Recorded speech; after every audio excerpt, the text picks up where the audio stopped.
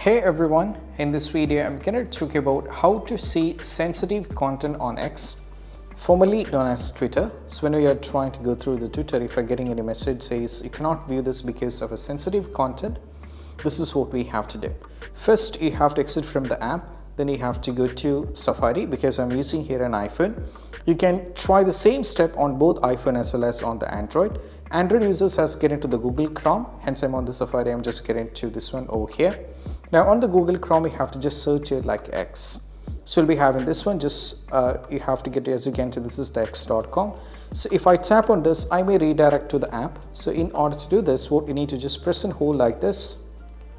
Now from here, go to open a new tab. So you'll be taken to the X like a web, not to the app. Now from here, once you get into this, you can see at the top left, you have to tap on the profile icon. Now from here you have to scroll it down a little bit and tap on settings and privacy, and from here you have to click on privacy and safety.